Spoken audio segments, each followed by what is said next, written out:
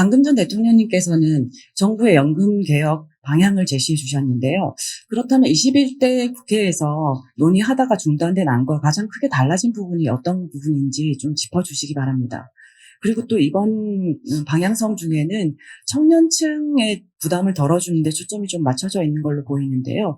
그렇다면 장년층 부담도 덜어줄 수 있는 보관이 있으신지 말씀 주시기 바랍니다. 그리고 연금개혁안 중에 이번에 구조개혁 부분이 들어가 있는 걸로 보이거든요. 그렇다면 구조개혁 그 안 때문에 그 야당과 합의가 좀 어려울 수 있다는 우려가 좀 있습니다. 거기에 대해서 대통령님께서 국회에 협조를 구하시면서 당부하신 말씀이 있다면 좀 해주시기 바랍니다. 원래 행정부는 매 5년마다 한 10월 말경에 그 연금제도 그 개선을 위한 종합계획안을 국회에 내도록 되어 있습니다. 근데 이제 과거 정부에서는 그 연금 개혁에 대해서 손쓸 엄두를, 이게 표가 깎이는 일이라고 생각해서 제가 쭉 찾아보니까 정말 얇은 이런 자료집 하나 정도만 형식적으로 내왔었습니다. 저는 뭐 대선 때부터 제 임기 내에 국회에서 결정할 수 있는 연금 개혁에 관한 충실한 자료를 다 내겠다고 말씀을 드렸고, 그렇게 해서 저희 정부 출범 직후부터 광범위한 여론조사, 또 FGI, 그리고 수리 분석을 통한 추계, 이런 자료들을 무려 5,600쪽을 작년 10월 말에 국회에 제출을 했습니다. 원래 연금은 어떤 사회적 그 대합의와 국회 주도의 논의로 이루어져야 되는 것이기 때문에 정부 안을 별도로 만들어서 보내지는 않았습니다. 그런데 아마 총선 때문에 국회에서 그 논의가 충실하게 이루어지지 못했던 것 같고, 21대 국회 마지막에 모수 조정을 통한 방안만 나왔는데, 더 근본적으로 좀 함께 논의해야 될 것들이 많다고 생각을 해서 22대 국회가 시작되면 바로 좀 정부가 안을 좀 내서 국회 그 논의를 조금 더 효율적으로 하겠다, 이렇게 말씀을 드렸고요. 정부 안을 이번에 내게 된 것은 지난번과 달라진 것이 아니고, 지난번에는 종합계획안을 냈고요. 이번에는 정부 안을 아마 곧 제출할 겁니다. 그래서 아까 제가 국정 브리핑에서도 말씀드렸다시피 좀 장기간 지속 가능하게 모수 조정을 통해서 연금 그 재정이 바닥나는 것을 조금 연장할 것이 아니라, 그래서 저희가 이제 생각하는 거는 연금 그 운용 수익률을 좀 제고시키고, 그리고 자동 그 재정 안정 장치를 이런 연금 선진국에서 다 도입하고 있는 이거를 좀 도입을 하고, 그리고 이런 미래 세대 이 청년층에 아무래도 이제 연금이 지속 가능해지려면은 보험료 인상을 해야 되는데, 인상 속도를 좀 차등화하겠다는 사고가 이제 들어가 있고요. 그리고 이제 구조개혁이라고 해서 기초연금, 퇴직연금, 개인연금을 국민연금과 함께 이렇게 만드는 것이 아니고요. 기초연금도, 그러니까 결국은 이 목적이 중산층과 서민의 노후 소득을 좀 더 강하게 보장하자는 차원에서 과거에는 이제 기초연금과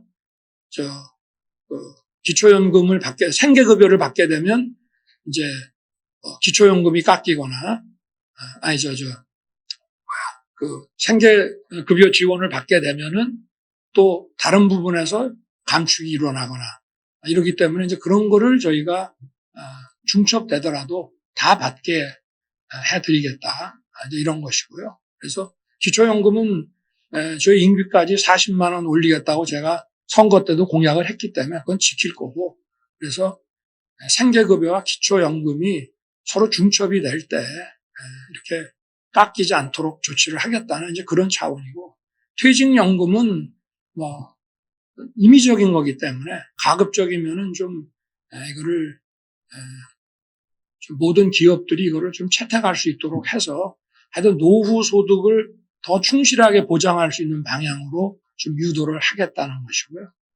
또 개인연금은 이제 개인적으로 가입하는 것인데 이것을 좀 개인들의 연금 가입을 개인연금 가입을 유도해서 보험회사를 통해서 그래서 노후 소득이 또 별도로 중첩적으로 다층적으로 보장되게 할 수 있기 위해서 개인연금 제도에 대해서 여러 가지 세제 인센티브를 드리겠다 하는 것이라 이게 뭐 국민연금하고 함께 그러니까 어떻게 보면 따로 하는 것이지만 함께 그 노후 소득 보장을 위해서 해 나가겠다는 것이기 때문에 이 뭐 이런 구조개혁이라고 해서 뭐 연금을 다른 연금들을 통합하고 이런 것이 아니기 때문에 특수직 연금과 뭐 통합한다는 이런 것이 아니기 때문에 뭐 이것 때문에 연금 개혁이 이렇게 지체되거나 여야 간 합의가 어려울 것 같지는 않다고 보고 있습니다.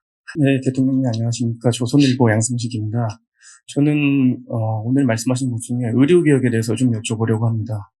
조금 전 국정브리핑에서 대통령께서 의대 증원이 마무리됐다 이런 식으로 말씀하셨는데요. 지금 의료 현장에서는 그 말씀하신 의대 정원 문제를 이유로 의사들이 현장에 나오지 않고 있는 상황이 수개월째 지속되고 있습니다. 그리고 그런 상황이 계속 누적되면서 의료가 한계에 다다른 게 아니냐. 그리고 코로나까지 최근 재유행하고 추석을 앞두고 여러 가지 위기설이 나오고 있는데요. 근데 이런 상황에서 대통령실은 지금 현장에서의 관리는 잘 되고 있다라고 저희를 안심시키고 있는 메시지를 내고 계시는데 의료 현장에서의 이런 체감과 이 대통령실의 메시지의 이렇게 차이가 큰 이유가 제가 좀 궁금합니다. 그리고 이제 이와 함께 그 의사들을 다시 복귀시키기 위해서 이들에게 뭔가 전향적인 그 메시지를 주면서 대화에 빨리 나서야 된다는 의견도 있는데요. 이와 같은 대통령님의 입장 또한 궁금합니다. 의대 증원에 대해서 완강히 거부하는 그런 분들의 주장을 지금 말씀을 하고 계신 것 같은데 뭐 의료 현장을 한번 가 보시는 게 제일 좋을 것 같습니다. 특히 지역의 이 종합병원들 이런 데 좀 가보시고 여러 가지 문제가 있지만 일단 비상진료 이 체제가 그래도 원활하게 가동되고 있고 뭐 정부도 열심히 뛰고 있습니다만은 또 우리 현장에 우리 의사, 간호사 또 간호조무사를 비롯한 관계자 여러분들께서 정말 헌신적으로 뛰고 계시기 때문에 저는 뭐 해낼 수 있다고 생각을 하고 있습니다. 그리고 또 뭐 여러 가지 근본적인 문제들도 있습니다만은 그것은 바로 우리가 의료 개혁을 해야 하는 그 이유이지 이것 때문에 멈출 수는 없다고 생각합니다. 그리고 아마 이 의료 개혁 문제도 뭐 노동 개혁이나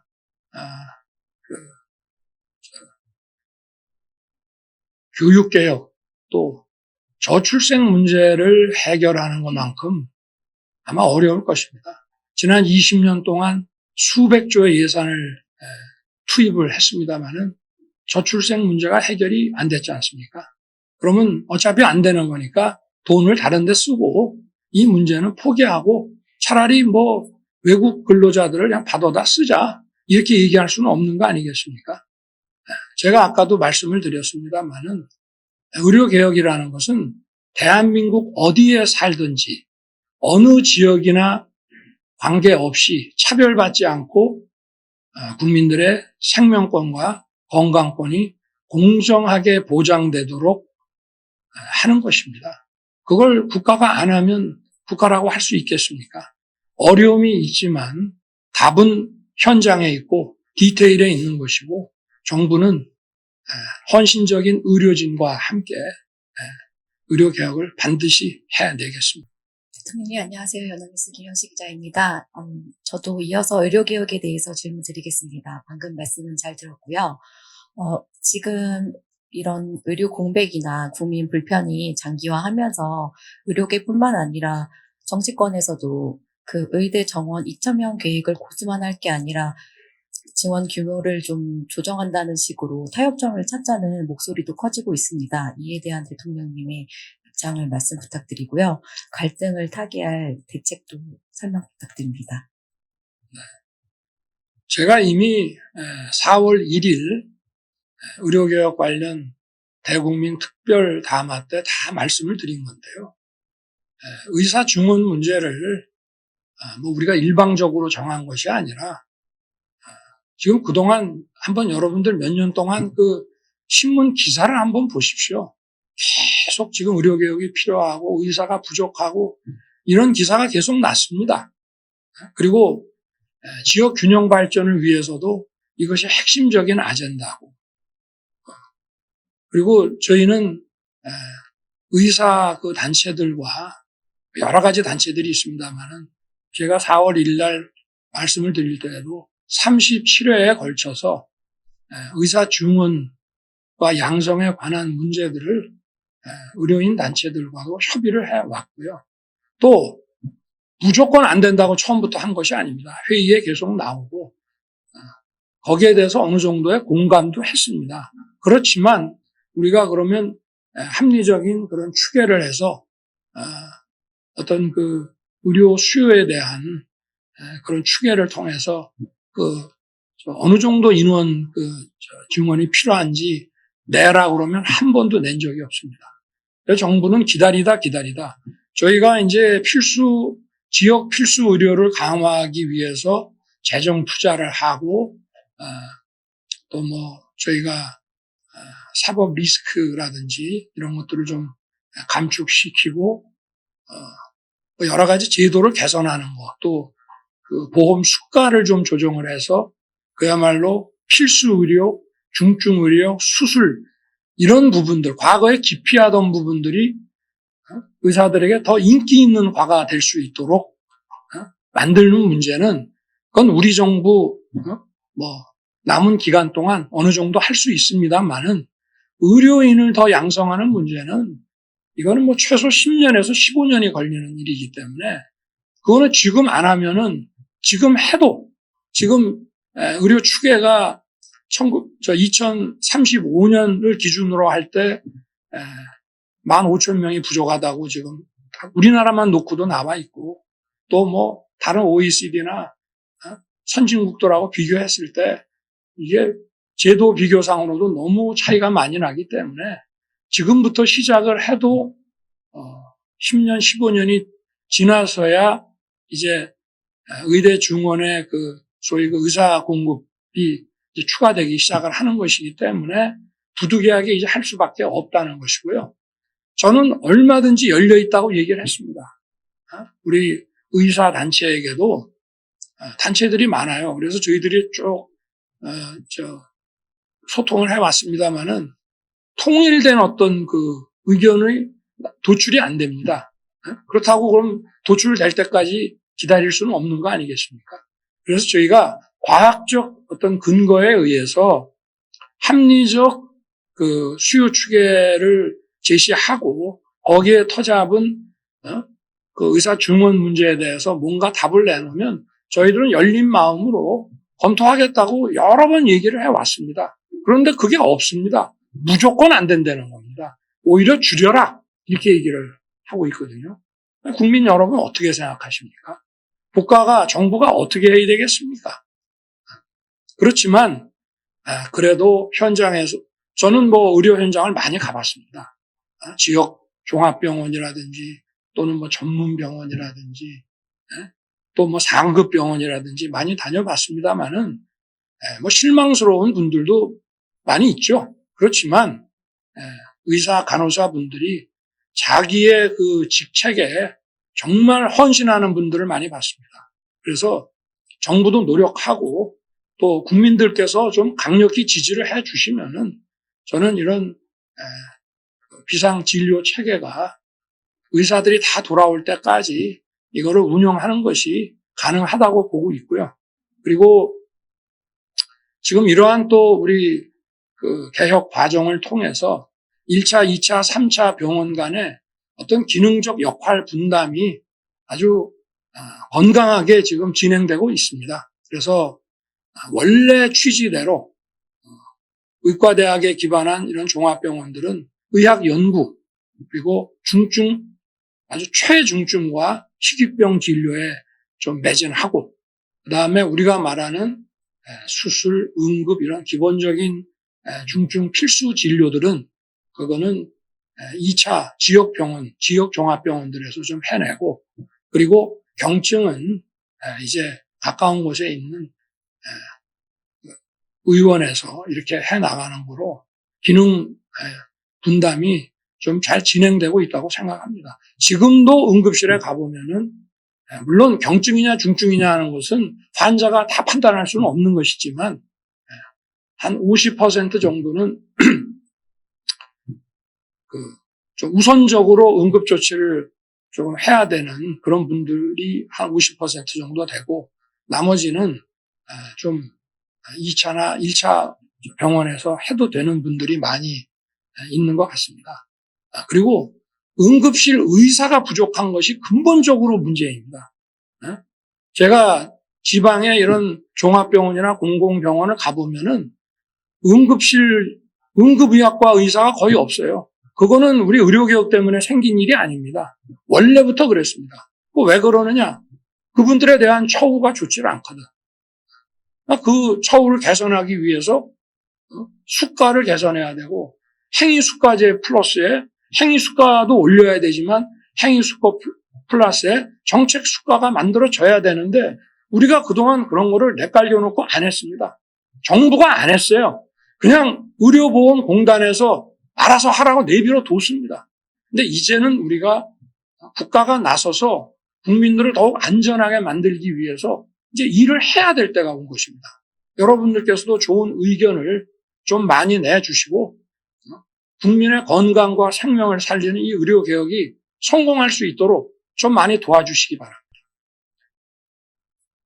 다른 분야의 또 다양한 질문을 받기 위해서 정치 분야로 넘어가 보겠습니다. KBS 장덕수입니다. 방금 이제 말씀하신 의료개혁 관련해 최근에 이제 한동훈 국민의힘 대표가 대통령실 입장과는 다르게 2026년 의대 정원 증원을 유예하자고 이제 제안을 했는데요. 한 대표는 앞서 김경수 전 경남지사 복권 때도 반대 입장을 냈었습니다. 내일로 예정됐던 대통령실과 국민의힘 지도부 간의 만찬이 연기된 것도 이참 껄끄러운 한 대표와의 관계 때문이다라는 분석이 나오고 있는데요. 한동훈 대표 그리고 당과의 소통 제대로 이루어지고 있는지 궁금합니다. 정부 여당이 당정 간에 대통령실 내각과 당과의 소통이 제대로 안 이루어지면 되겠습니까? 다양한 채널을 통해서 원활하게 소통하고 있고 또 주말마다 고위 당정 협의도 과거에는 잘 안 됐는데 꼬박꼬박 하고 있는 것으로 알고 있고요. 그리고 저 역시도 우리 당 의원들, 당 관계자들하고 수시로 전화통화뿐만이 아니라 저한테 찾아오기도 하고 그렇게 하고 있습니다. 당정 간에는 전혀 문제 없고요. 또 다양한 현안에 대해서 다양한 의견이 나오는 것이 또 자유민주주의 아니겠습니까? 저는 그렇게 생각합니다. 네, 동아일보 황경수지입니다. 한동훈 대표가 제안한 제3자 추천 특검법과 관련해서 여야가 신경전을 벌이고 있는데요. 여야 합의로 법이 통과된다면 대통령님께서 수용하실지 아니면 재의 요구하실지 그 판단과 이유가 궁금하고요. 그리고 여전히 특검은 공수처 수사 이후에 필요하면 하시겠다는 입장인지 궁금하고 마지막으로 임성근 전 사단장 구명로비 의혹에 대해서 실체가 있다고 생각하시는지 여쭙고 싶습니다. 질문이 굉장히 많으시네. 지난번에 차상병 특검과 관련해서 무슨 청문회를 하지 않았습니까? 국회에서. 저도 방송을 통해서 잠깐 이렇게 봤는데요. 이미 거기서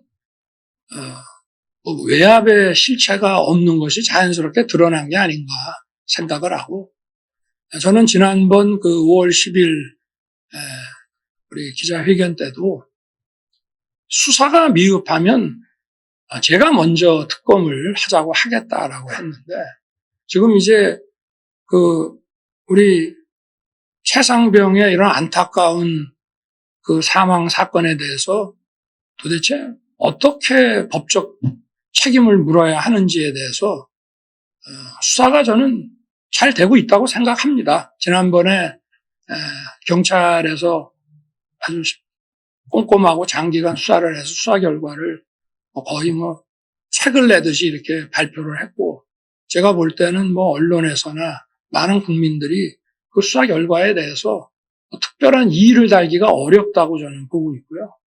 그래서 국가에 헌신하기 위해서 군문에 들어왔는데 그러한 그 장병이 사망한 거에 대해서 그 원인과 책임을 제대로 규명하지 않는다면 어떻게 강군을 만들 수 있겠습니까? 그래서 거기에 대한 규명이 필요하고, 그리고 그 규명 자체를 군에다 맡기질 않고 이미 민간 수사기관에 또 민간 재판기관에서 하도록 제도가 바뀌어 있고, 거기에 따라서 저는 그 절차가 아주 엄정하게 진행되고 있다고 생각합니다. 이런 것으로 제 답변을 대신하겠습니다. 대통령 안녕하세요. 저 SBS 윤나라 기자입니다. 네, 반갑습니다. 그 여야 협치와 영수회담 관련해서 질문 두 가지 드리고 싶습니다. 최근에 여러 현안을 두고 여야 대치 정국이 점점 심해지고 있는데요. 어제 이제 모처럼 여야 합의로 간호법이 국회를 통과했습니다만은 대통령님께서 말씀하신 개혁 과제를 두고도 야당의 협조가 절실한 상황입니다. 대통령님께서도 여러 번 협치의 필요성을 강조하셨는데 협치의 전제 조건이나 방식을 비롯해서 대통령님께서 생각하시는 협치의 구상에 대해서 듣고 싶고요. 두 번째로는 최근에 이재명 민주당 대표가 영수회담을 제안을 했는데 대통령께서는 이 제안을 수용하실 의사가 있으신지, 그리고 영수회담을 한다면은 이재명 대표와의 양저회담인지 아니면은 한동훈 대표까지 포함한 3자 회동도 염두에 두고 계신지 궁금합니다. 우리 윤 기자님 질문에 대해서 제가 만족스러운 그 답변해드리기가 참 어려운 것 같은데, 저도 지금의 이 국회 상황이 정치를 시작하면서부터가 아니라 제가 살아오면서 처음 경험하는 상황이기 때문에 여기에 대해서 어떻게 이거를 풀어나가야 될지 용산에서도 참모들하고 좀 많이 논의를 하고 있습니다. 좀 더 깊이 생각을 해볼 것이고요. 영수회담을 해서 이런 문제가 금방 풀릴 수 있다면은 그건 10번이고 왜 못하겠습니까? 근데 일단 여야 간에 좀 더 원활하게 좀 소통하고 이렇게 해서 국회가, 저도 대통령이지만 국민의 한 사람으로서 국민들과 같이 국회를 바라볼 때 잘하고 못하고는 둘째 문제고, 이게 좀 정상적으로 이렇게 기능을 해야 되지 않겠나. 해야 될 본연의 일을 좀 해야 되지 않겠냐. 지금 인사청문회라든지 다양한 청문회들을 바라보고 있으면은 좀 제가 이때까지 바라보던 이런 국회하고 너무 달라서 저도 좀 한번 깊이 생각을 해보겠습니다. 안녕하십니까. 중앙일보 네. 허준입니다. 네, 김건희 여사 명품백 수사 관련해서 여쭙도록 하겠습니다. 검찰 수사팀은 이 사건에 대해서 무혐의로 결론을 내렸지만 이원석 검찰총장은 직권으로 수사심의위원회에 회부를 했잖아요. 사실 검찰 조사 과정에 대해서 국민 눈높이에 맞지 않다는 비판이 있는 것도 사실인데 대통령께서는 이 부분에 대해서 어떻게 생각하시는지 말씀을 여쭙고, 덧붙여서 제2부속실 준비 중인 걸로 알고 있는데 언제 공식화가 될지, 그리고 나머지 한 축인 특별감찰관 우리가 언제 만나볼 수 있을지 여쭙겠습니다. 질문이 많아서 좀 답변하다가 빠뜨릴 수도 있겠습니다. 일단 저는 준사법적인 이런 수사의 처분 결과나 또는 재판의 어떤 선고 결과에 대해서는 대통령으로서 언급을 그동안 자제해 왔다는 점을 좀 유념해 주시기를 부탁드립니다. 그리고 조사 방식에 대해서는 제 예를 들면 저도 검사 시절에 전직 대통령 부인, 전직 영부인에 대해서 멀리 뭐 자택까지 직접 찾아가서 조사를 한 일이 있습니다. 조사 방식이라는 것이 뭐 정해진 것이 아니고, 예를 들어서 뭐 영장을 발부받아서 강제로 하는 거라면 하겠지만, 모든 조사는 원칙적으로 임의 조사이기 때문에 여러 가지 고려를 해서 또 조사 방식이라든가 장소가 정해질 수 있는 거라고 생각합니다. 그래서 저도 과거에 사저를 찾아가서 조사를 했고요. 그래서 뭐 그렇지만 어찌됐든 뭐 수사 처분에 대해서는 제가 언급 안 하는 게 맞다고 생각합니다. 더구나 뭐 가족과 관련된 일이라면 더더군다나 거기에 대해서는 언급 안 하는 게 맞고요. 제2부속실은 지금 설치하려고 준비 중입니다. 네. 장소도 지금 마땅한 데가 없어서 외국에 가보면은 우리 뭐 가까이면 청와대만 해도 대통령 그 배우자가 쓰는 뭐 이런 공간이 또 널찍하고 있고 한데, 용산은 지금 그런 것도 없고, 부속실을 만든다고 하면 뭐 장소가 있어야 되는데 지금 일단 좀 마땅한 데가 없습니다. 그래서 장소가 잘 준비되면은 부속실이 이제 본격적으로 뭐 좀 일을 하게 되지 않을까 그래 생각을 하고요. 특감 문제는 그건 국회에서 오면 제가 임명하게 돼 있는 것이고요. 과거부터 국민의힘 여야가 북한 인권재단에 이사를 추천해라. 이사 추천이 안 되기 때문에 북한 인권재단이 법에는 만들어졌지만 출범을 지금 장기간 못하고 있는데, 그 두 개의 문제를 서로 이렇게 연관지어서 인권재단 추천과 특감 임명과 이렇게 하는 것으로 저는 들었습니다. 뭐 국회에서 어떤 식이든지 간에 정해주면은 임명하도록 할 것입니다. 네. YTN 신민정입니다. 저는 인사 관련해서 네. 두 가지 질문 드리고 싶은데요. 그 대통령께서 조금 전에도 국회와의 관계에 대해서 어려움을 토로를 하셨는데, 그 대통령께서는 그 국면 전환용 인사를 하지 않으시겠다 이렇게 말씀을 하셨지만, 그 총선 패배 직후에 이제 한덕수 국무총리께서 사의를 표명하신 상태로 지금까지 유지가 되고 있는데, 국회 협치에 물꼬를 트는 차원에서 이 국무총리 인선에 대해서 야당의 추천을 받는다든지 야당 출신 인사를 기용하시는 것처럼 조금 보관을 구상하고 있는 것이 있을지 궁금하고요. 그리고 두 번째로는 이제 최근에 김용현 경호처장을 국방부 장관에 지명을 하셨는데, 야권에서는 이제 김 후보자가 최상병 수사 외압의 핵심 관계자다 이렇게 지목을 하고 있는 상황에서 이제 지목을 하신 타이밍이나 그리고 전임 국방장관 임기가 10개월밖에 되지 않은 상황에서 왜 전격적으로 이런 인사가 이루어졌는지에 대해서 궁금해서 여쭤보고 싶습니다. 총리 얘기죠. 뭐 인사는 결국은 국정을 누가 잘 감당하고 국민들을 위해서 잘 일할 수 있느냐 하는 게 기준이 되는 거고, 한덕수 총리께서 뭐 워낙 과거에 뭐 경제부처 장관에 또 주미대사에 국무총리 이런 걸 다 겪으셔서 그런지 저는 뭐 총리로서 역할을 제대로 잘 하고 계신다고 생각을 했고요. 뭐 우리 그 용산에 이제 비서실장하고 정무수석은 뭐 아니 총선 패배가 뭐 왜 귀하들 책임이냐, 그냥 계속 근무를 하라고 했는데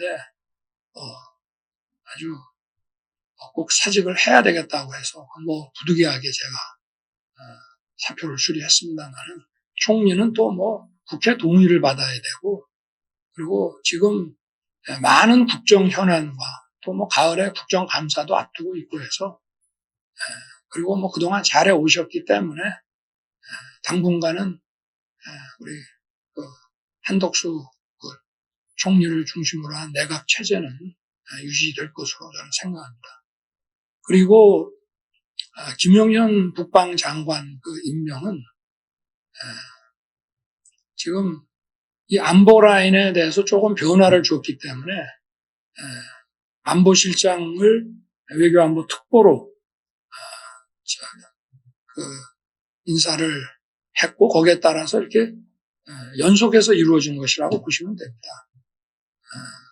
지금 여러 가지 제가 이 대통령직을 수행하면서 외교, 안보, 뭐 경제 이런 현안들을 쭉 다루면서 좀 리베로와 같은 좀 자유로운 좀 위치에서 좀 해외를 자주 좀 다니면서 또 어느 정도의 좀 그 보안도 좀 유지돼 가면서 일을 할 수 있는 그런 좀 고위직 그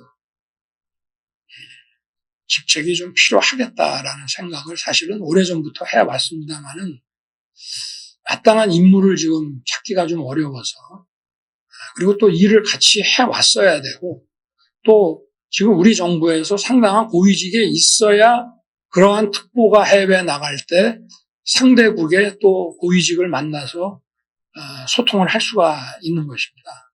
그래서 제가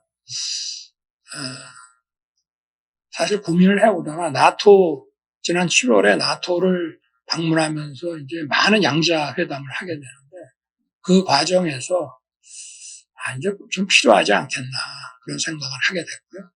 현안들이 많이 있습니다. 근데 이게 안보실장으로 여기 자리에 그냥 앉아서 안보실은 기본적으로 국방부, 국정원, 통일부, 외교부, 또 보훈부 뭐 이런 다양한 이런 그 기관들의 업무를 또 챙기거든요. 그리고 안보실장이 어디를 가면 왜 갔는지 뭐 대번에 이게 그래서 굉장히 자유롭게 행동하기가 어렵습니다. 그래서 또 외교 경험도 좀 풍부해야 되고 우리 기존의 장호진 안보실장은 외교관이면서 안보 문제에도 상당히 정통한 사람입니다. 그래서 장호진 안보실장을 외교안보 특보로 좀 핵심 이 국익과 관련된 전략 과제들을 조직을 운영하기보다는 그런 전략 과제들만 집중적으로 다루게 해야 되겠다는 판단을 해서 장호진 안보실장을 특보로 하지만 저희가 상임 특보로서 이제 임무를 부여했고요. 그러다 보니까 이제 저희 정부 출범 이후에 안보실장 세 분이 전부 외교통이었는데 이번에는 그 국방 전문가를 좀 모시기로 했고 가장 적임자가 하여튼 국방장관이 오는 것이 과거에도 뭐 김관진 장관이 안보실장을 간다든지 이렇게 했기 때문에 그렇게 이동을 했고 자연스럽게 좀 김영현 그 후보자는 사실은 이제 이 결정을 빨리 안 했으면은 아마 신원식 우리 지금 현 장관에 좀 더 하고 아마 그 뒤에 오지 않았을까. 우리 정부의 그 장관 후보군 중에 한 사람이었기 때문에 이렇게 하다 보니까 조금 인사가 그렇게 좀 빨라지지 않았나 이런 생각이 듭니다. 네. 이제 좀 저 설명이 좀 충분했는지 모르겠습니다. 네. 네, 경향신문 박순봉입니다. 안녕하십니까. 대통령께서 최근에 8.15 광복절 경축사 포함해가지고 여러 차례 반국가 세력이라는 표현을 쓰셨었거든요. 구체적으로 어떤 집단을 지칭하는지, 혹은 뭐 야권이나 야당을 지칭하는지 이런 것이 좀 궁금합니다.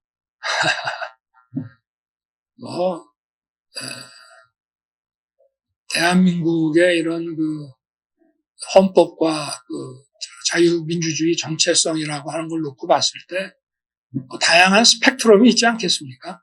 그러나 제가 가끔 이 반국가 세력이라고 얘기하는 것은 우리 뭐 간첩 활동을 한다든지 또는 뭐 국가 기밀을 유출한다든지 또는 뭐 북한 정권을 추종하면서 대한민국 정체성을 아주 부정한다든지 하는 그런 사람들을 지칭하는 것이고 뭐 오래됐기 때문에 아마 연세 드신 분들이나 좀 알 수 있으려나 싶은데 실제로 6.25 때도 북한군이 이렇게 남침을 했을 때 여기 국내에 있는 또 이런 그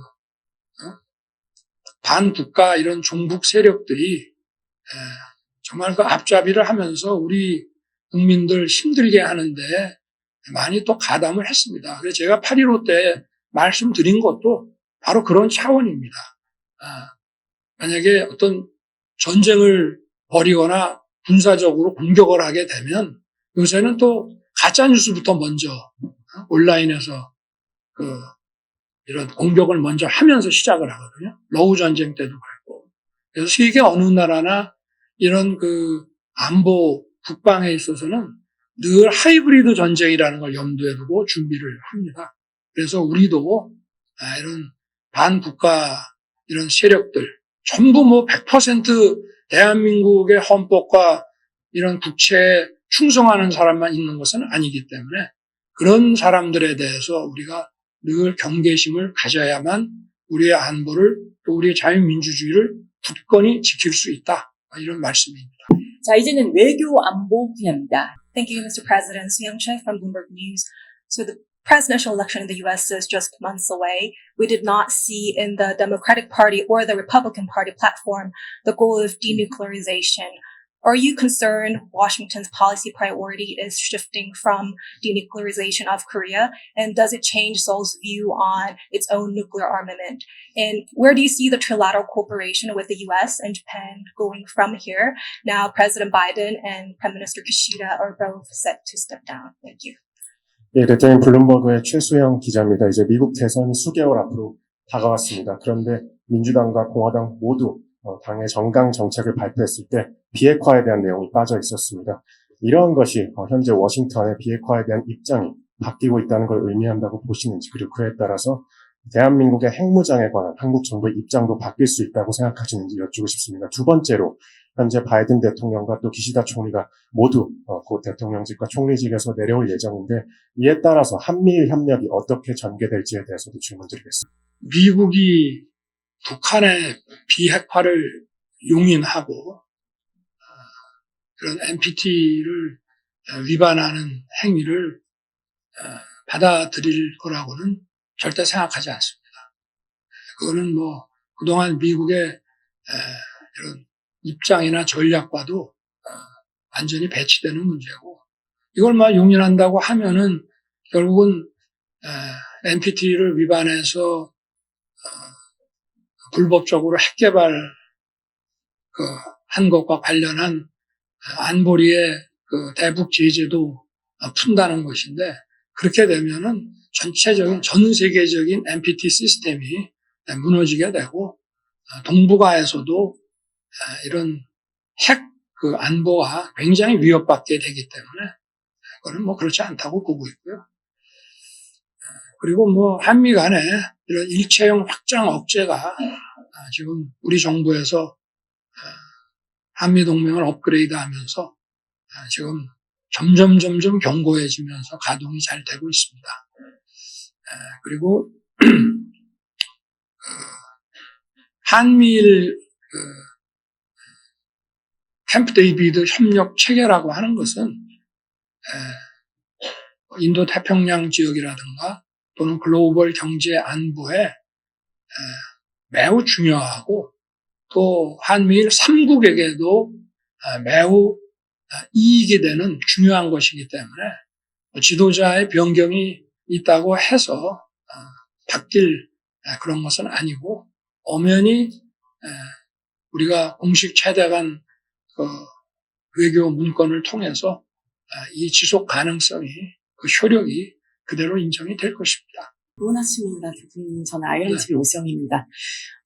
정확히 2주 전에 발표하신 통일 독트린은 남북 간의 포괄적인 협력 분야들을 논의하기 위한 대화 채널을 제안합니다.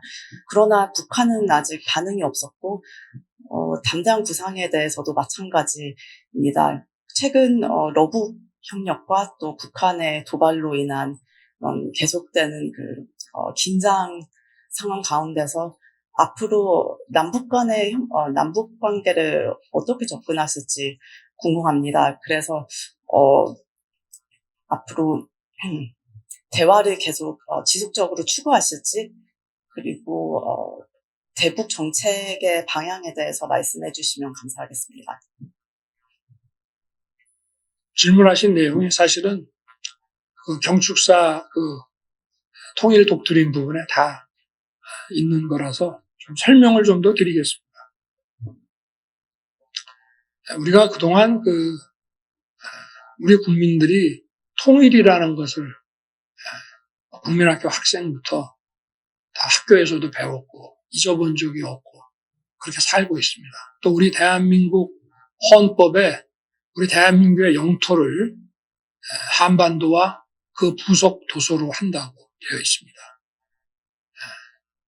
그리고 대통령에게 자유민주주의 평화통일 정책을 추진하도록 명령하고 있습니다. 우리 헌법 자체가 이런 통일을 전제로 해서 만들어 놓은 헌법입니다. 이런 분단을 고착화시키는 헌법이 아닙니다. 제가 이번 8.15 통일 독트린이라고 하는 것이 새로운 뭘 내는 게 아니고 우리 헌법에 충실한 통일관을 갖자 이런 얘기고요.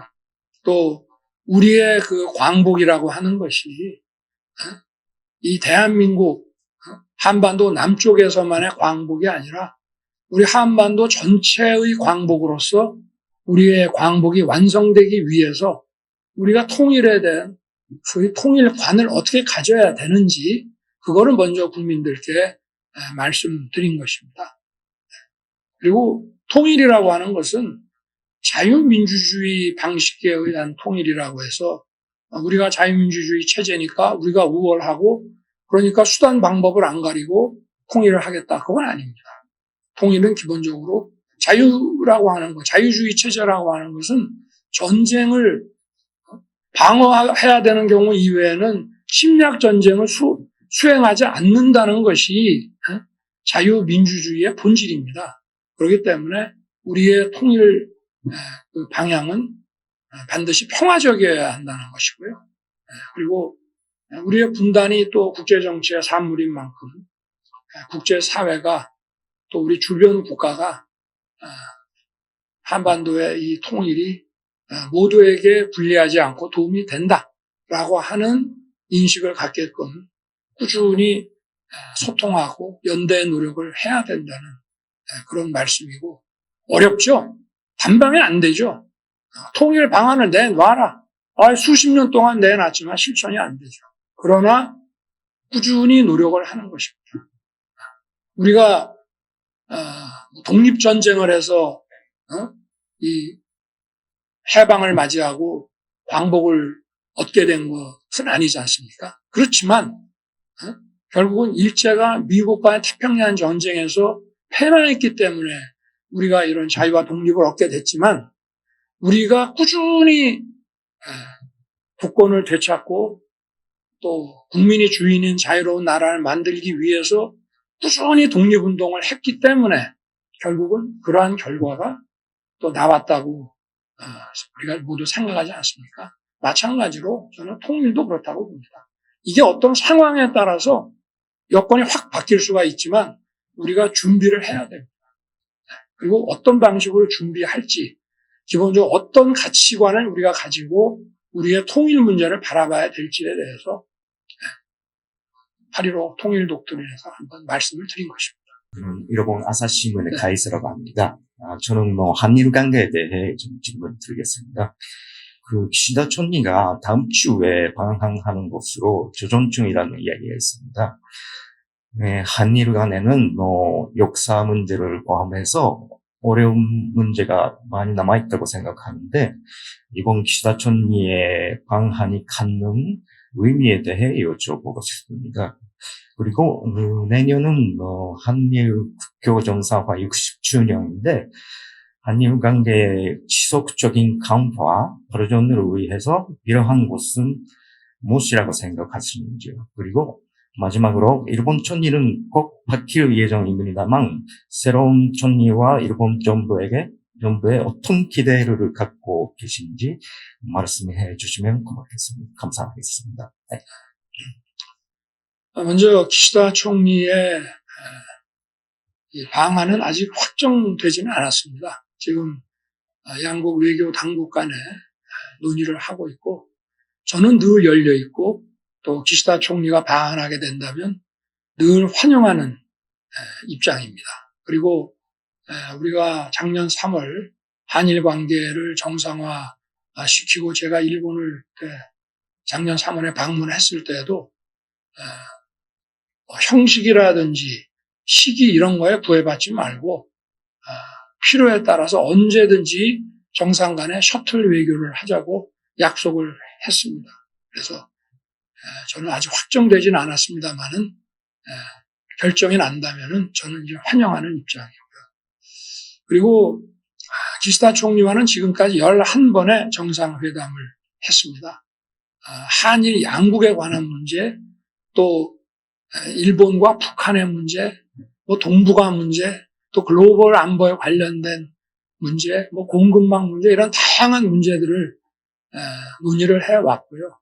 또 글로벌 이슈에 대해서는 한일 간에 함께 어떤 입장을 가질 것인지 그런 점도 논의를 해왔습니다.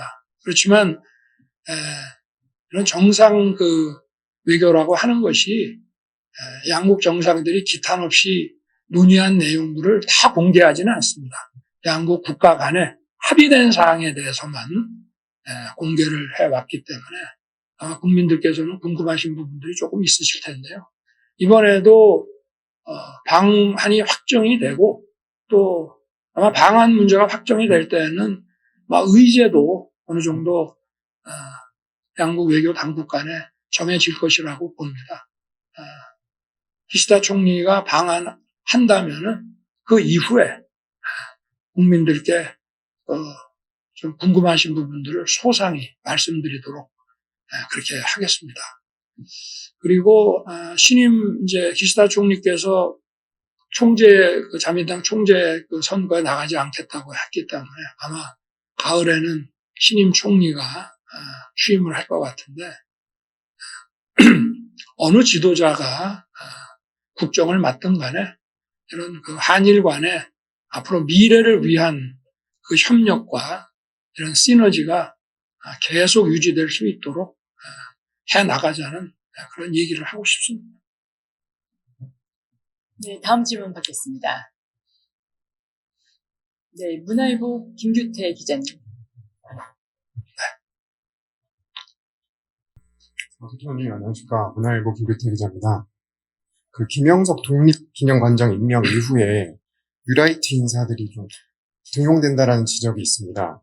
이번 광복절에도 건국절 논란이 있었고 야당에선 친일 정권이라고 비판하고 있습니다. 이에 대해서 대통령님 생각이 궁금하고요. 덧붙여서 정부가 광복회 외에 독립 관련 공법단체 추가 지정을 검토하고 있다고 합니다. 이제 광복절 행사에 광복회가 불참해서 보복 조치가 아니냐 이런 말들이 있는데 이에 대해서 대통령님 말씀이 궁금합니다. 질문을 한 3개쯤 하시니까 갑자기 뒤에 것만 생각나고 그러니까 뉴라이트 얘기부터 하셨네. 김영석 관장. 김영석 관장에 대한 인사는 저도 개인적으로 전혀 모르는 분이고 아마 독립기념관장을 추천하는 위원회에서 여러분들에 대해서 심사를 하고 인터뷰도 하고 이렇게 해서 그 중에서 3분을 보훈부 장관에게 추천을 하고 보훈부에서는 그 3분 중에 한 분을 이제 대통령에게 제청을 하는데 보통 1, 2, 3등으로 이렇게 심사한 서열을 매겨서 아마 보내는 모양입니다. 그럼 이제 보통 1번으로 올라온 분을 제청을 하는데 저는 그런 인사 과정에 대해서 장관이 위원회를 거쳐서 1번으로 제청한 사람에 대한 인사를 거부해 본 적이 없습니다. 제가 잘 알지도 못하고 그리고 무슨 검증은 좀 하는데요. 검증도 주로 알아서 위원회에서 충분히 했을 거기 때문에 이런 이런 신변에 관한 재산 문제라든지 이제 이런 다른 비위가 없는지 이런 거에 대해서 이제 검증을 해서 별 문제가 없다고 하면 이제 임명을 해왔기 때문에 무슨 특별한 우리 정부의 입장하고 관련이 있는 인사는 아니라는 점을 좀 말씀을 드리고, 그리고 뭐 뉴라이트 얘기가 요새 많이 나오는데 저는 솔직히 뉴라이트가 뭔지 잘 모릅니다. 왜냐? 뭐 서로 뉴라이트를 언급하는 분마다 서로 뭐 좀 정의가 다른 것 같아서, 그래서 뭐 우파인데 좀 뭐라 그럴까, 좀 진보적 우파를 말하는 건지 뭐 뭔지 처음에 나올 때는 그런 식으로 들었는데, 요새는 또 뉴라이트에 대해서 뭐 언론에서 제가 좀 그동안 본 거하고 좀 또 다른 정의가 막 이루어져서 그런 건 잘 모르겠고, 우리 정부의 인사는 국가에 대한 충성심, 그리고 그 직책을 맡을 수 있는 역량, 이 두 가지를 보고 인사를 하고 있습니다. 뭐 다른 무슨 뉴라이트냐 뭐냐 이런 거, 그런 거 안 따지고 그렇게 하고 있고요. 그리고 마지막에 뭐였더라?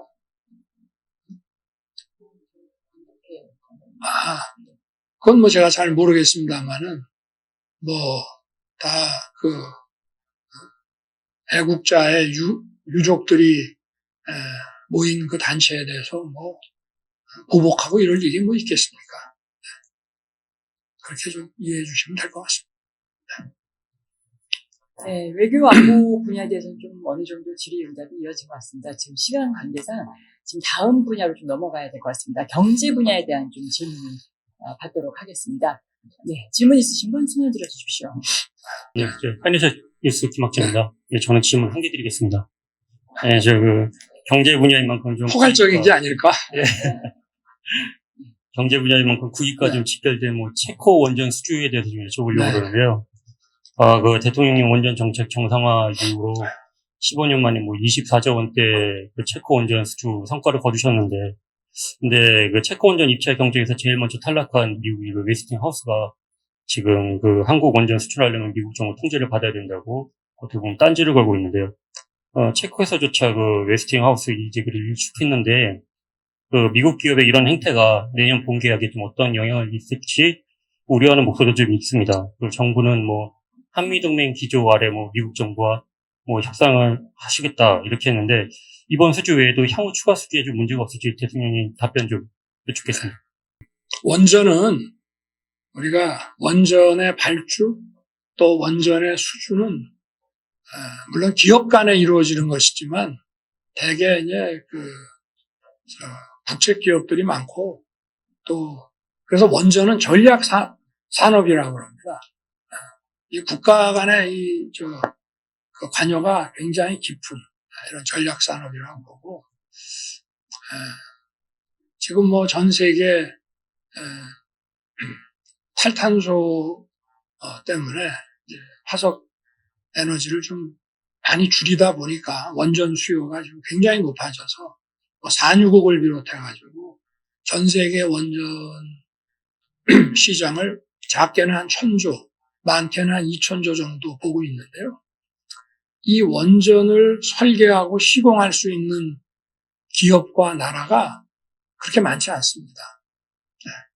근데 우리나라는 이제 한 40년 훨씬 전에 이제 고리 월성이 이제 가동을 시작을 했습니다만은 그동안 꾸준히 원전을 늘려오고 발전시켜 왔기 때문에 지난 정부 5년 동안 이제 탈원전으로 해서 생태계가 거의 다 고사 일보 직전까지 갔습니다만은 그래도 어렵게 지금 살려내고 있는 중이고, 그렇기 때문에 하여튼 국제적으로 이 원전에 대한 이런 수주 경쟁, 또 발주를 어디에 할 것인가에 대해서 국가 간에, 기업 간에 경쟁이 아주 치열합니다.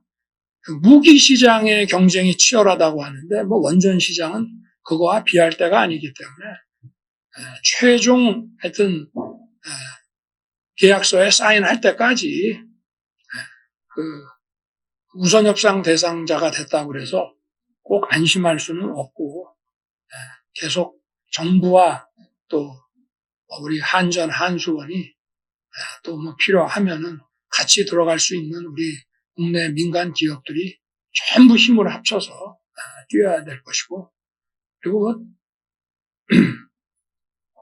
너무 뭐 많이 걱정을 하지 마십시오. 최근에 뭐 언론 보도를 보고 걱정하시는 분들도 많이 있는데 하여튼 뭐 최선을 다해서 내년 3월에 이제 공식 계약서에 사인할 수 있도록 하여튼 뭐 저부터 열심히 뛸 것입니다. 네, 다음 질문 받겠습니다. 네, 안녕하십니까. 한국경제신문의 도병욱입니다. 최근 경제 관련해서 가장 걱정이 많이 나오는 분야는 아마 부채일 것입니다. 정부와 가계부채 총합이 처음으로 3,000조 원을 넘어섰다는 보도도 있습니다.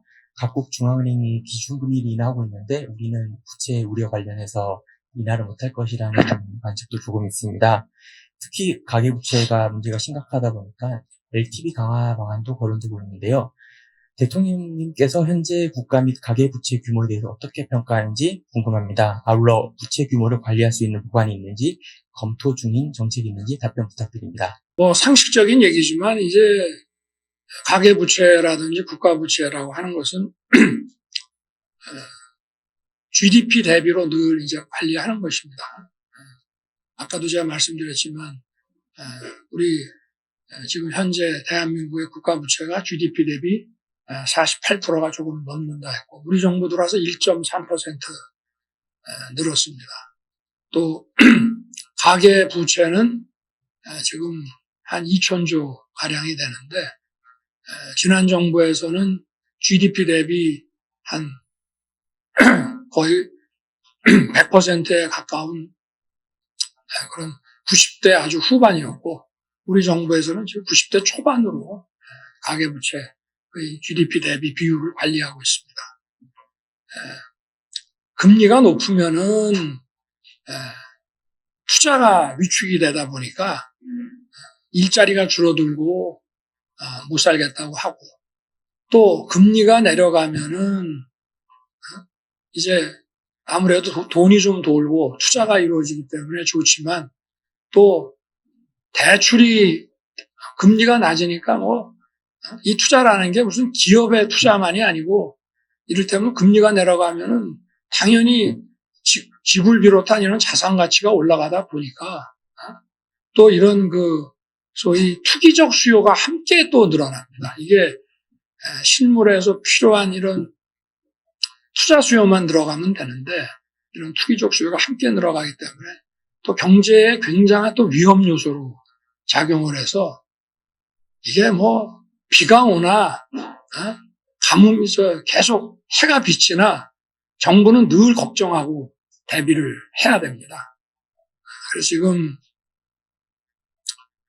저희는 먼저 이제 미국의 기준금리, 연준 기준금리가 이제 좀 인하될 조짐이 보이니까 벌써부터 이제 우리나라 시장이 들썩거리기 시작을 하는데 다른 거는 몰라도 이런 금리 인하로 인해서 주택에 대한 이런 좀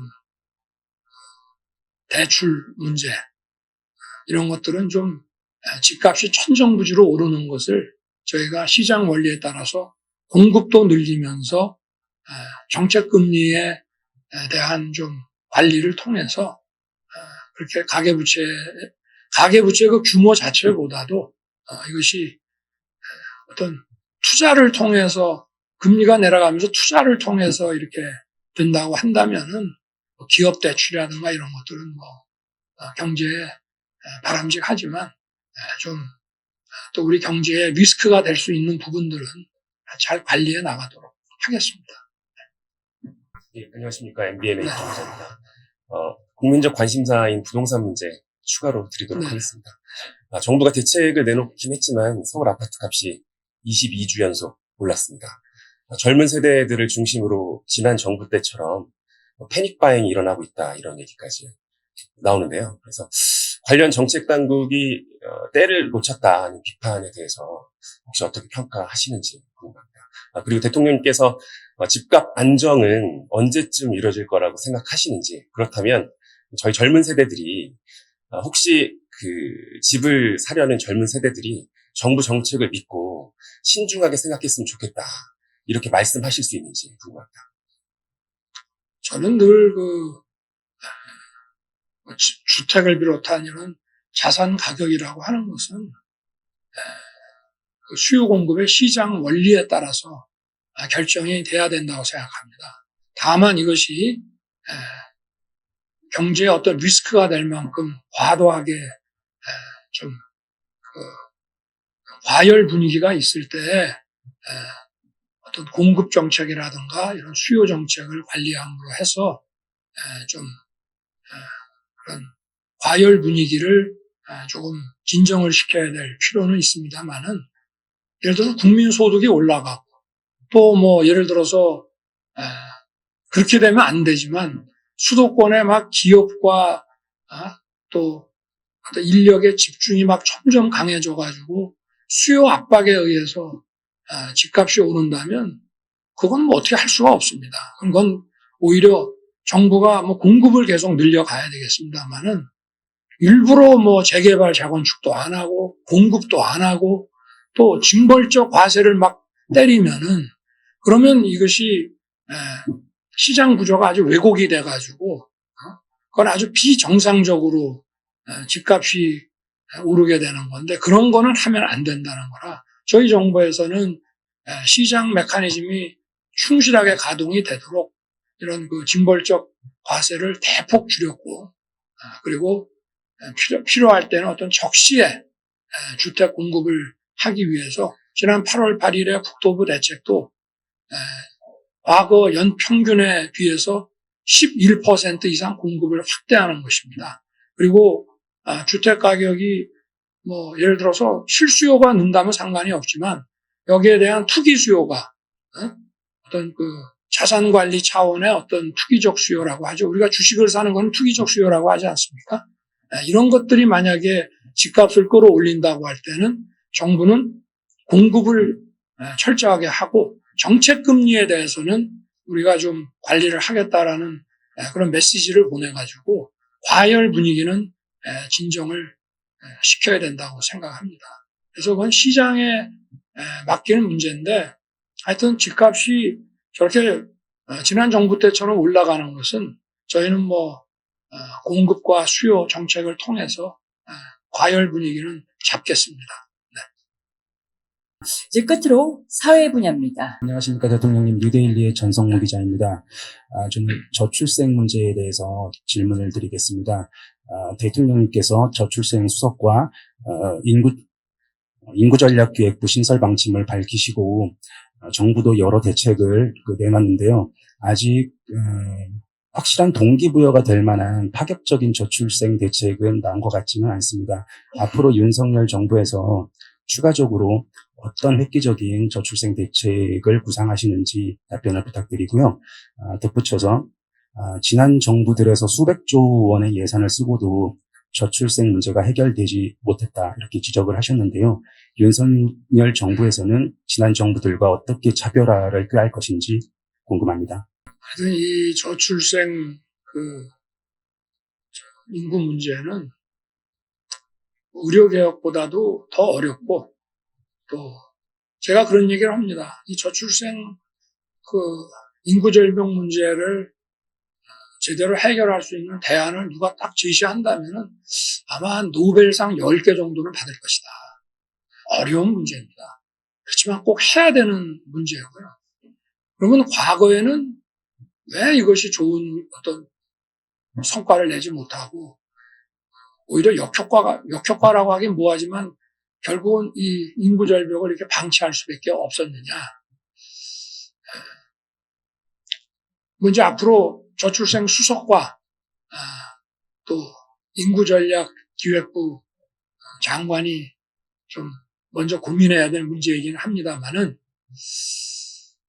저는 이것이 이 나라의 어떤 구조적인 문제, 또 문화적인 문제, 가정에 대한 어떤 인식의 문제 이런 것들이 어떻게 보면 개별 정책보다 더 중요하다고 생각합니다.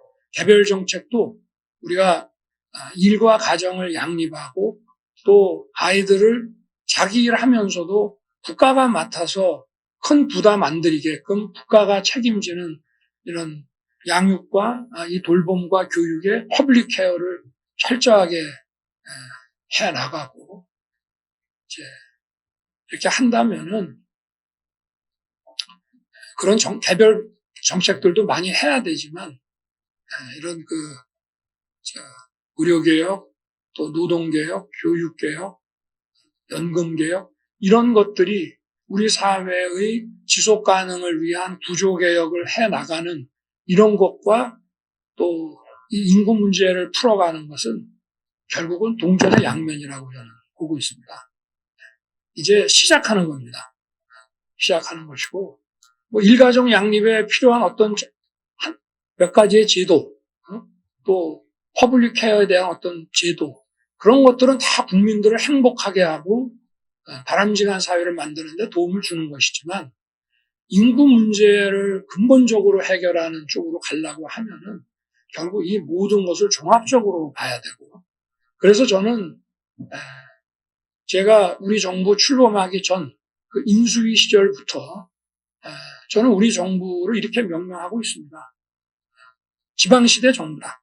지역 균형 발전을 최고의 어떤 비전으로서 내세우는 정부다. 이렇게 얘기하고 있습니다. 왜냐하면 지역 균형 발전과 지방시대라고 하는 것은 우리의 국토와 인력들을 빠짐없이 전부 골고루 명문 축구팀이 그야말로 운동장을 빠짐없이 효율적으로 쓰듯이 우리 국가를 전체적으로 효율적으로 써야 되고 모든 국민이 어느 지역에 사나 공정한 어떤 접근권이라든지 삶에 있어서의 권리를 공정하게 누려야 된다 이렇게 보고 있고요. 그렇게 함으로써 특정 지역에 과도한 집중을 막고 과도한 집중이 생기면은 살기가 어렵습니다. 아침에 출근하는 문제부터 출퇴근 문제부터 스트레스를 받게 되고 출근부터 경쟁해야 돼요. 근데 그 경쟁이 과연 우리 국가 발전하고 경제 성장시키는데 어떤 아주 이펙티브한 경쟁 체제냐 이 말입니다. 불필요한 경쟁이다 이 말이죠. 그래서 그런 불필요한 과도한 이런 과열된 이런 경쟁 그 여건과 문화가 우리로 하여금 인생과 이 가정에 대한 가치관을 바꾸게 만들고 그러다 보니까 이것이 근본적으로 이 저출생과 인구 문제라고 하는 것은 가정에 대한 가치를 과거보다 많이 비중을 적게 둔다는 뜻이기 때문에 저는 이제 저출생 관한 그 인구 전략 기획부가 이제 출범을 하게 되면 제가 뭐 미리 말씀드린 대로 그 장관을 사회부총리로 해서 이런 사회 각 부처의 업무를 좀 조정 통할할 수 있게 이렇게 하려고 하는데요. 저는 거기서 우리 문화체육부의 역할도 대단히 중요하다고 생각합니다. 의료 복지를 담당하는 뭐 보건복지부 또 교육을 담당하는 교육부 이런 데만 중요한 것이 아니라 우리에게 그야말로 가족과 가정의 가치 또 마을 공동체의 가치 이런 것들을 다시 한번 일깨워 줄 수 있는데 이 문화체육부의 역할도 중요하다고 보고 있습니다. 그래서 하여튼 종합적으로 할 수 있는 거는 제가 다 해보겠습니다. 대통령님 안녕하십니까. 서울경제 강돈입니다. 저는 그 노동개혁 관련된 질문을 좀 드릴까 합니다. 오늘 그 브리핑에서 말씀해 주셨듯이 그 취임 후에 불법 파업 대응이나 노조 회계 장부 공개 같은 노동개혁에 공을 들이시고 성과도 있었던 걸로 알고 있습니다. 하지만 여전히 그 인구는 줄고 있는데 노동력은 부족하고 그 대졸자 400만 명이 그냥 쉰다, 일자리를 찾지 못하고 있다, 가슴 아픈 이야기도 있습니다. 그리고 근로유연화, 정년 연장 같이 어려운 과제들이 좀 많은데요. 그 노동개혁의 산적한 과제 중에 가장 우선시하는 과제는 무엇이고 앞으로 노동개혁 어떤 식으로 진행하실지 구상을 듣고 싶습니다. 먼저 이제 정부 출범하면서 우리가 노사법치를 강조했는데요. 노사법치라고 하는 것은 결국은 사업자는 노동자의 권리를 존중하고 또 노동자는 또 사업자의 권리를 서로 존중해야 된다는 뜻인데요. 어떻게 보면 가장 기본적인 것이 제대로 되지 않고 있어서 참 그 부분에 이런 노동개혁에 그 많은 에너지를 거기에 많이 썼습니다. 그런데 이제 근본적인 거는 우리가 이제 자본시장은 글로벌 스탠다드에 맞게 이미 바뀌었는데 이 노동시장이라는 게 안 바뀝니다. 기업이라는 거는 자본과 노동의 이제 기술이 합쳐진 게 우리가 기업이라고 할 수 있고 거기서 돈도 벌고 또 일터로서 봉급을 받고 또 여러 가지 복지 혜택도 받으면서 우리가 살아가는 것인데 이 자본시장과 노동시장이 이제 서로 엇박자가 나고 있습니다. 그래서 저는 이제 노동도 글로벌 스탠다드를 좀 찾아 나가야 된다는 것이고 가장 중요한 것은 유연성입니다. 그 노동의 그 수요에 대한 유연성. 이게 꼭 무슨 그 사업자에게만 유연성을 어떤 그 수요를 중시하는 것이 아니라 근로자들, 노동자들도 이를테면 노동 시간에 대한 것, 노동 근로 형태에 대한 것에서 자유로운 어떤 선택권을 가질 수 있게끔 해주는 거죠. 그래서 이 유연성이라는 게 중요하게 보고, 뭐 외국에서는 유연성 그러면은 해고의 유연성을 생각을 하는데, 저는 뭐 아직까지는 우리 정부에서 우리 해고 문제라고 하는 거는 하여튼 좀 더 깊이 더 생각해야 될 문제이지만 근로 시간, 형태 또는 그 임금 어떤 구조에 대한 것들은 좀 유연해질 수 있지 않느냐. 예를 들어서 정년이 지나고 나서도 아직도 충분히 사회 활동을 할 수 있기 때문에 뭐 이걸 막연하게 한 정년 연장이라기보다 계속 근무를 할 수 있게 하려면은 뭐 중간에 이제 가장 높이 올라갈 수 있는 숙련도와 또 일할 수 있는 어떤 뭐 노동 강도와 이런 것들을 합쳐가지고 어떤 연령을 정해서 이 연령까지는 숙련도와 노동 강도라는 측면에서 가장 높은 임금을 받을 만하다 하면 거기까지가 이제 임금 피크로 올라가서 그 다음에 이제 완전히 퇴직할 때까지 다시 조금씩 내려오게 하는 뭐 이런 유연성을 발휘할 수 있다면은 그것은 더 근무하고 싶어하는 근로자들에게도 도움이 되는 것이기 때문에 또 실제로 이런 그 임금 구조의 유연성이 작동되는 그런 뭐 기업도 많고요. 외국에서도 이런 일을 많이 볼 수가 있습니다. 그래서 저는 이 유연성을 통해서 또 이를테면 원청업체에 근무를 하든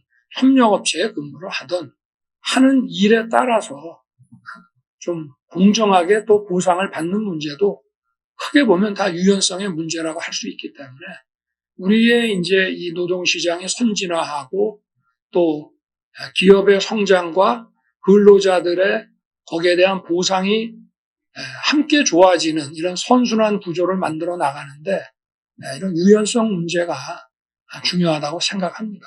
거기에 이제 아울러서 위조직 근로자 보호와 같은 노동 약자에 대한 국가 보호는 강력하게 구축을 해놓고 또 우리 근로자들의 미조직 근로자 같은 경우에 이런 공제조합이라든지 이런 소위 사회적 안전망도 튼튼하게 따라야 된다고 생각합니다. 예, 충청투데이 김대한 기자입니다. 저는 정부의 그 대학 정책, 그 중에서도 지방대학 정책에 대해서 여쭐까 합니다. 윤석열 정부 들어서 그 지방대학의 경쟁력 제고와 혁신을 위해서 글로컬 대학을 지적 구정하고 있습니다. 5년간 1,000억 원의 막대한 재정 지원을 하고 있는데요. 지난해 10개 대학을 선정을 했고 어제 마침 또 10개 대학을 선정을 했습니다. 학령 인구 감소로 어려움을 겪고 있는 지방대학 입장에서 굉장히 반가운 내용이긴 한데요. 이 글로컬 대학 지정에서 소외된 대학들, 지정이 되지 못한 대학들은 정부의 전반적인 어떤 지원에서 소외되는 것이 아닌가 하는 위기감과 불안감이 있습니다. 그래서 이러한 대학들의 좀 불안감을 좀 해소할 수 있는 보완책이라든가 또 다른 그 지원 정책이 있는지 궁금합니다. 있습니다. 저희가 이제 이 교육개혁에서 어린이들을 위한 이제 국가 책임 돌봄 교육 체계 또 중고등학교 학생들에게는 디지털 교육 그리고 대학을 안 가도 되는 이런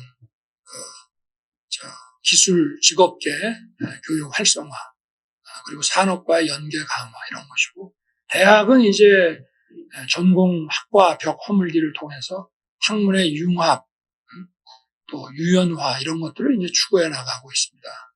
그 중에 그 고등교육 대학 부분에서 이제 지방의 경우에는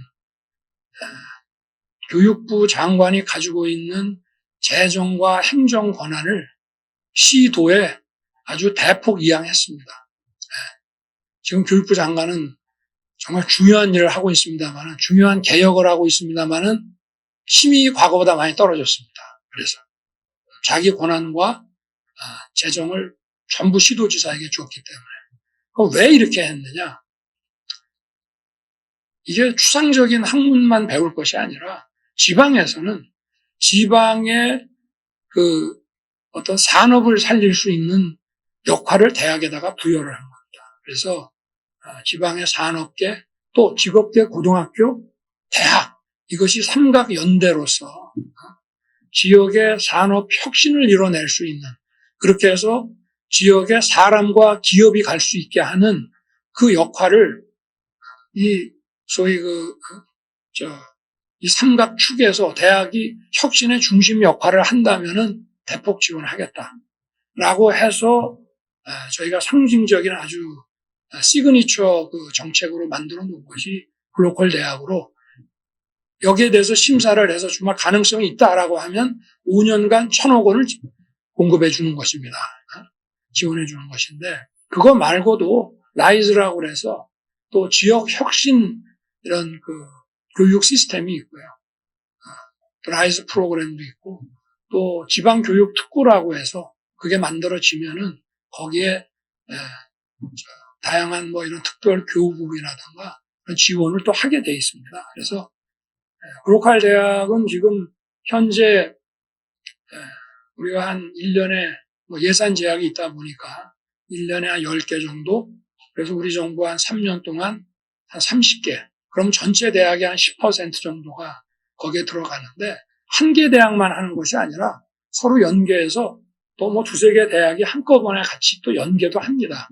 그래서 기회가 좀 있을 것 같고, 다 해줄 수는 없습니다. 그렇지만 지금 예비 지정된 학교들도 있고, 이렇게 해서 또 대학들끼리 좀 아무래도 경쟁도 좀 하게 하고, 또 경쟁을 통해서 지역의 산업이 또 활성화되는 것이니까, 하여튼 저희들이 뭐 글로컬 대학에 들어가지 못했다 해도 하여튼 좀 동력을 가질 수 있도록 다양한 방면으로 지원을 할 것입니다. 그리고 무엇보다 시도에 권한을 많이 줬기 때문에 중앙정부가 들고 앉아 있으면 잘 모릅니다. 그래서 시도는 뭐 바로 공간적으로도 밀접해 있기 때문에 시도에서, 중앙정부뿐만 아니라 시도에서도 많은 지원을 할 것이고, 라이즈 프로그램 같은 것이 대표적으로 시도에서 직접 우리가 돈을 시도에 보내면 시도가 판단해서 직접 지원하는 것입니다. 잘 챙겨보겠습니다.